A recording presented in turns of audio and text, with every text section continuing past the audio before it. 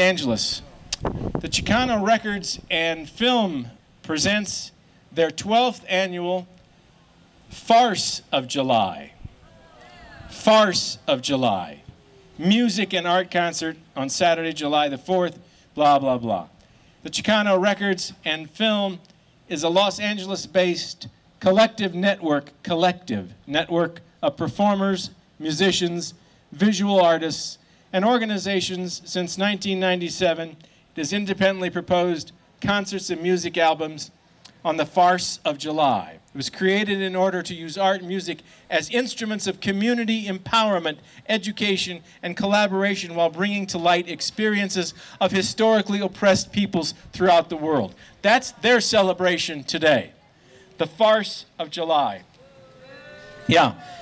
Now, the problem is that throughout America today, there are who knows how many, hundreds of thousands, perhaps millions of people, I don't know how many people, who are not celebrating this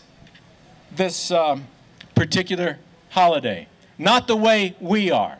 They are celebrating it the way these people are, calling it the Farce of July. And the reason is because, it goes back to what I told you about this holiday, it is uniquely American. And they don't believe they are or want to be Americans. They're not. They have chosen something different. They have chosen to come here to the United States of America, but to bring something different to us, to change this government and this country from what it is, from all the things that have made it great, to change it into something else, a different vision, a collective vision. Not one based on individual liberties and all the things articulated in that Declaration of Independence and in the Constitution. Not the things that have, in fact, made this country great. Those things they despise. They hate. And therefore, they look at this celebration with disdain. This celebration today is the multiculturalist's worst nightmare. You know? Because we are not celebrating something here that is simply a reflection of the fact that we all happen to be residents, which is exactly what they want.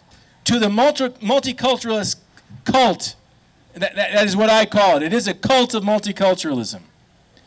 And what they want is a place they call a residence, not the United States of America, but not unique, but just a place on the planet where people can exist, a collective, as these people say.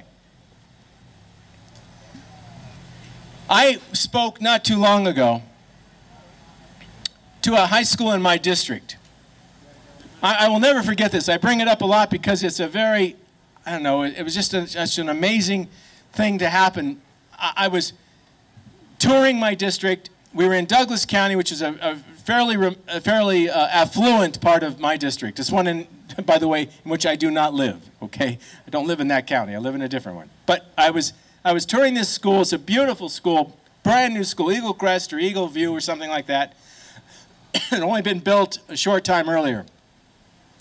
All these kids coming to that school, you know, driving their Mercedes, tan from skiing at Aspen that weekend, all of them with the best possible life from a materialistic standpoint, the best possible life that could ever be attained by any generation, and that has ever been attained.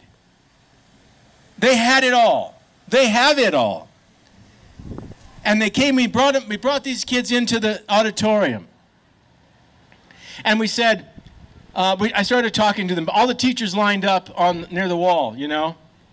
And I said, at some point in time, we got to the point, I was talking about the brand new school. I said, I bet you enjoy your brand new school. Ah, yes, everybody yelled, screamed, hollered, absolutely.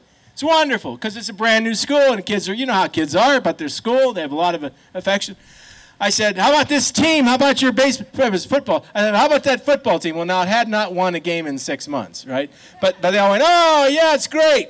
It's wonderful. And then I said, hey, how about your country? And there was this dead silence. I said, now I'm talking, now this is not in, you know, a ghetto area. This is in a beautiful district. I mean, as I say, all the amenities you could possibly want. I said, I'm asking you again, do you love your country? And there was this sheepish reply of about maybe 10%, maybe 20 kids began to raise their hand like this, you know, kind of like, I don't know, man. And then they're looking at the teachers, by the way, on the side of the room, you know, as to whether or not they can go ahead and say, yeah, they love their country. And I was astounded. And I said, you know, you kids, I just don't know. I think I have an idea of why you are so hesitant to talk about the greatness of this country. Because you have been so browbeaten for so long. Every single teacher you have, every single textbook I pick up, I see all this crap in there about how bad America is, how rotten Western civilization is, that we have brought nothing to the table but rape, pillage, and murder. I had a textbook. I opened the textbook. It said the first page was of the American history part was Columbus came here and destroyed paradise. That was a statement. It was not like in quotation marks. It wasn't in italics, so that you're like, it's like you know, are we going to argue this? Are we going to debate it? No, it was a statement.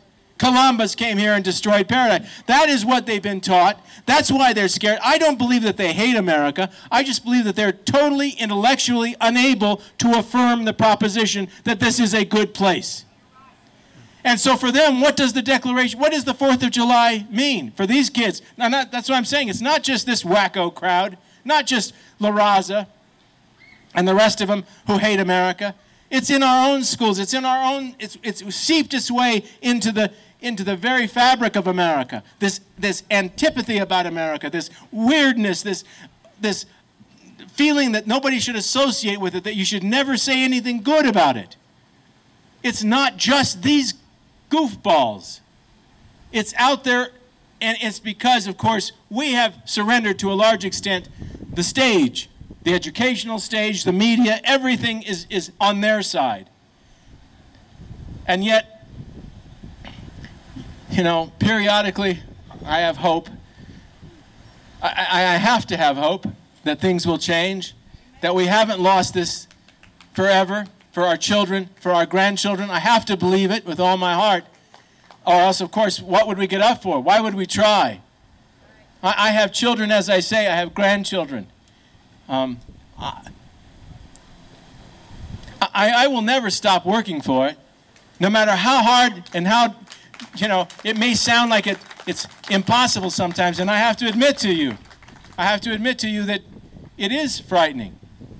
Because when I say there are people who have a different opinion about America, different concept entirely of who we are and what we are, than the ones you and I, than that idea that you and I grew up with, where everybody could come here from wherever, and assimilate and become an American, regardless of where they came from. And that is one reason why America had worked so well, because people came here, like my grandparents from another country. They couldn't speak English. There was certainly prejudice, but they overcame it because they had this strong desire to become an American. This is called assimilation. This country worked because we did assimilate people from all over, different backgrounds, different attitudes, different languages.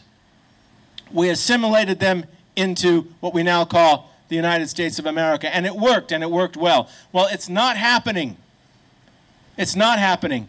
There are far too many people coming here, and people who are here already, who do not understand, nor do they even want to understand what America, that picture that we love, the